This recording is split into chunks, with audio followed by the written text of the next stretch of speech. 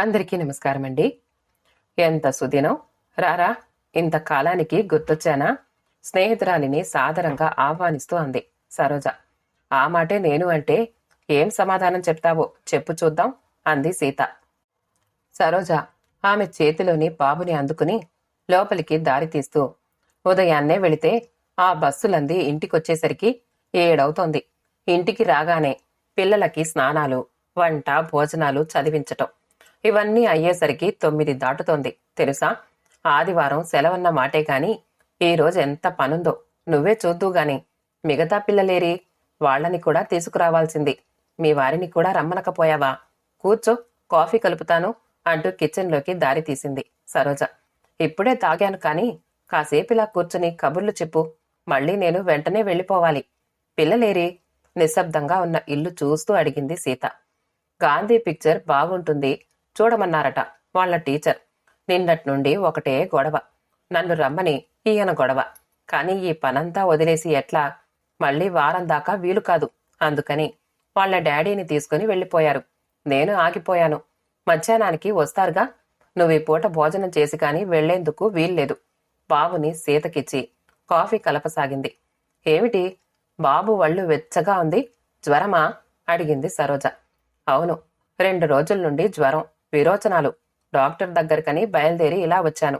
ఆయనింకా రాలేదు.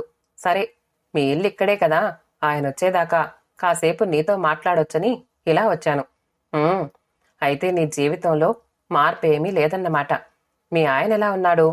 శుక్రవారం రాత్రి వెళ్లారు. బహుశా రేపుదయం రావచ్చు. ఆఫీసుంది కాబట్టి వస్తారు.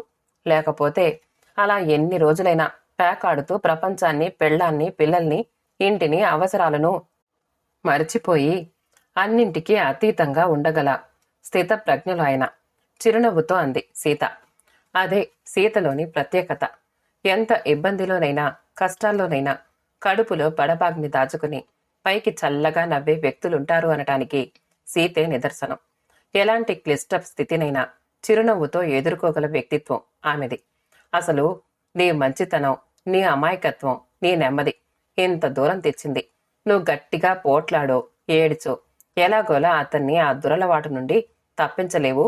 జీతం శాంతం ఇస్తున్నాడా లేదా? కాఫీ ఇచ్చి తను తీసుకుని ఎదురు కుర్చీలో కూర్చుంది సరోజ. ఒక్కో నెల సగం ఇస్తారు, మరో నెల అది ఇవ్వరు. గట్టిగా అడిగితే చివాట్లు, దెబ్బలు. నిట్టూర్చుతూ అంది. ఇంకా కొడుతూనే ఉన్నాడా? ఏం మనిషే! నువ్వెందుకు ఎదురు తిరగవో నాకర్థం కాదు. నిన్ను తిట్టే తిట్లు, కొట్టే దెబ్బలు చూడలేకే నేను మీ పక్క ఇల్లు ఖాళీ చేసి ఇంత దూరం వచ్చింది. ఆ రోజు నిన్నలా కొడుతూ ఉంటే అడ్డం వచ్చారనేగా మా వారిని అంత మాటన్నాడు. నీ మొహం చూసి వదిలేశారు గాని లేకపోతే పోలీసులకి పట్టించేవారు. అవును, ఆయనకి ఆ రోజు విచక్షణ జ్ఞానం నశించింది. అందుకే ఇప్పటికీ అన్నయ్య గారి మొహం చూడ్డానికి సిగ్గుగా ఉంది. ఆయనలా పట్టించుకునే మనిషి కాదు. ఇప్పటికీ నువ్వు గుర్తొచ్చినప్పుడల్లా బాధపడతారు అంది సరోజ. వాడికి పాలు తాగిస్తావా? ఉన్నాయి అడిగింది. వద్దు, ఇప్పుడే తాగాడు. ఇంక వస్తా మరి, డాక్టర్ గారొచ్చారేమో లేస్తూ అంది సీత. ఉండు, నేను కూడా వస్తాను అంది సరోజ కప్పులు కడుగుతూ. వద్దు, నువ్వు పని చూసుకో, నేను చూపించుకుని వెళ్ళిపోతాలే. పని తర్వాత చేసుకోవచ్చు అని గబగబా తలుపులు వేసి చీర మార్చుకుని బ్యాగ్ తీసుకుని తను బయలుదేరింది. సరోజ ఇంటికి తాళం వేసి హాస్పిటల్ దగ్గరవ్వటంతో మాట్లాడుతూ నడక సాగించారు. మీ అత్తగారు బాగుందా? అడిగింది సరోజ. ఆహా, నిక్షేపంలా ఉంది.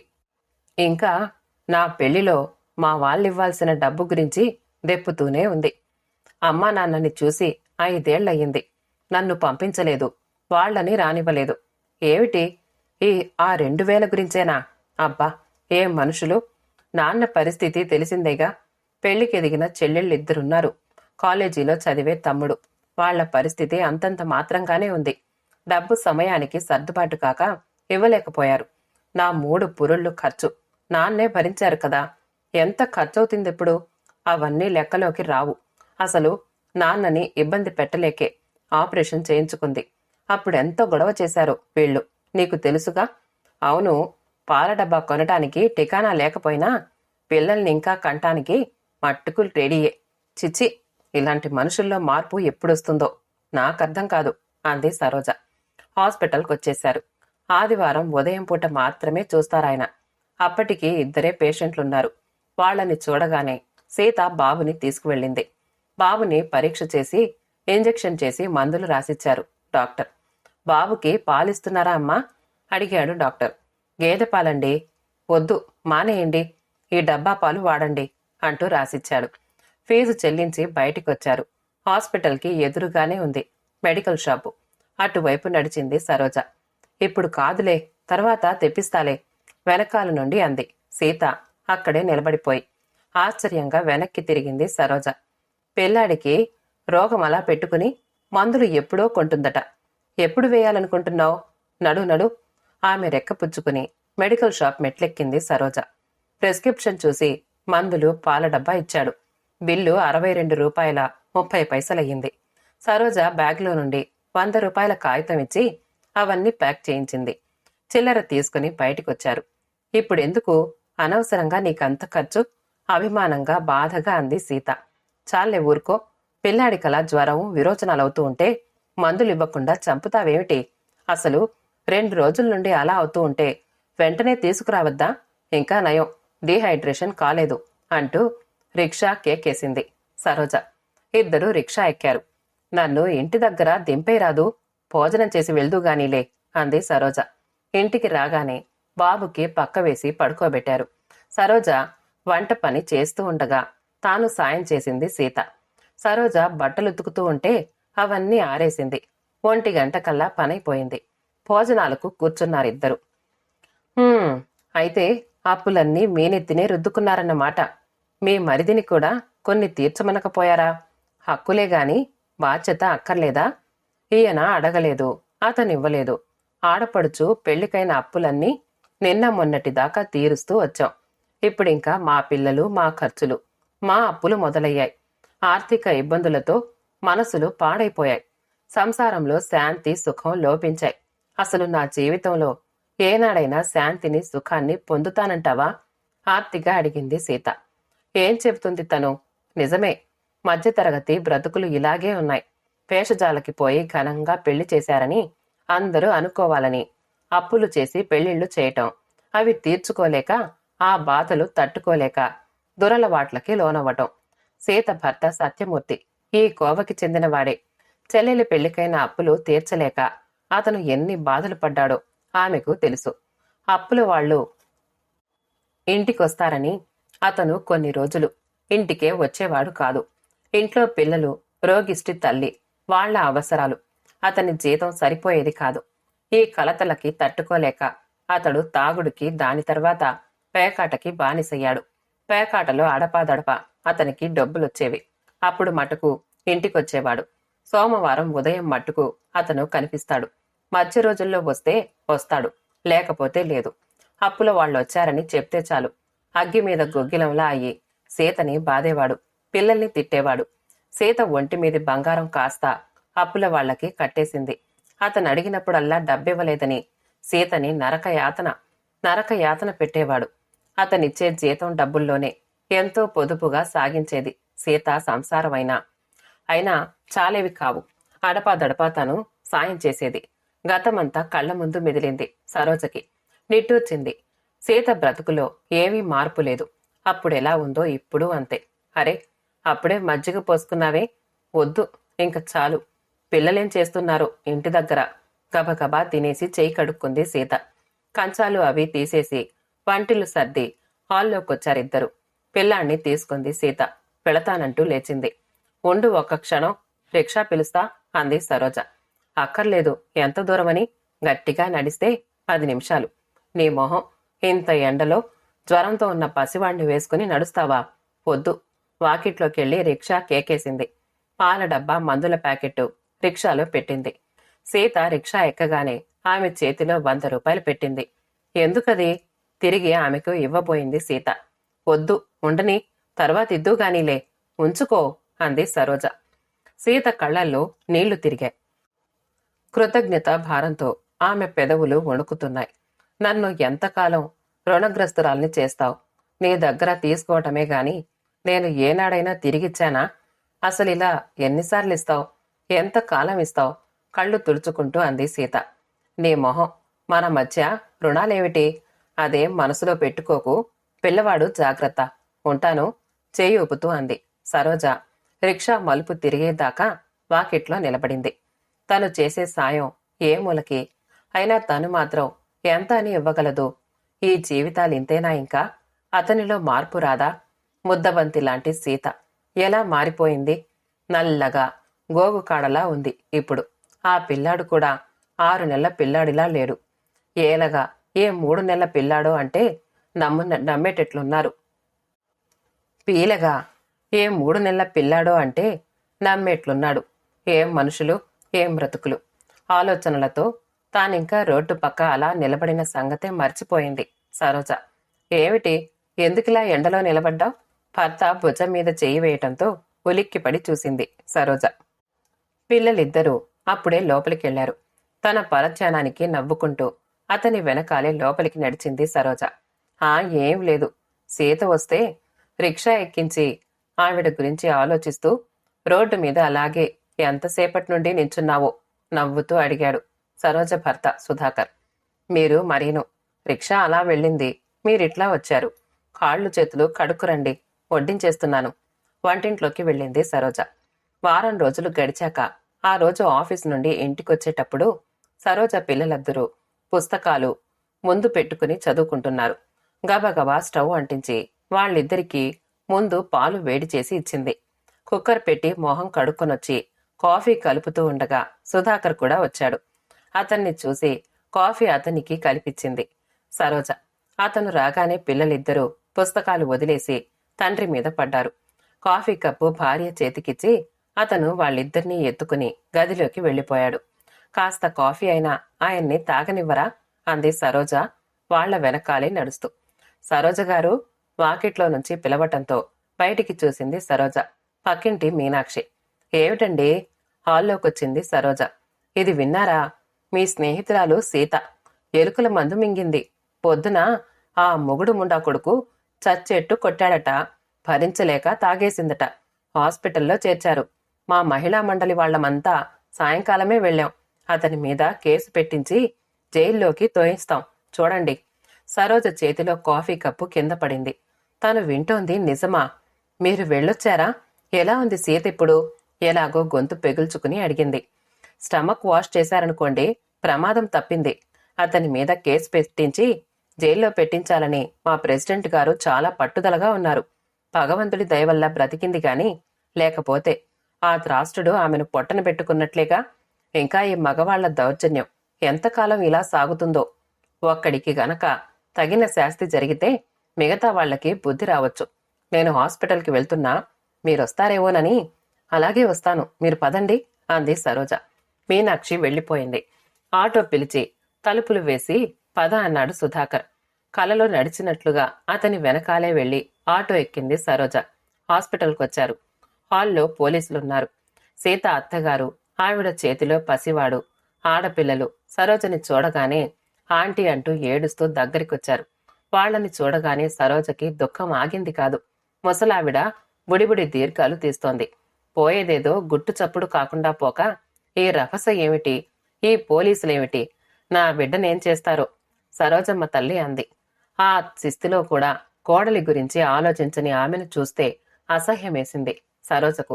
అసలేమైంది? అడిగింది సరోజ అక్కడే ఉన్న సీత పక్కింటావిడ్ని. ఏముందండి, మామూలే. ఆయన ఉదయం డబ్బు గురించే అనుకుంటా కొట్టినట్లున్నాడు. మందు వేసుకుంది. సాయంకాలం 3:30 అవుతోంది. అమ్మ మెరుకలు తిరుగుతోంది అంటూ ఆడపిల్లలొచ్చారు. వెళ్ళి చూద్దును గదా. ఇది పరిస్థితి.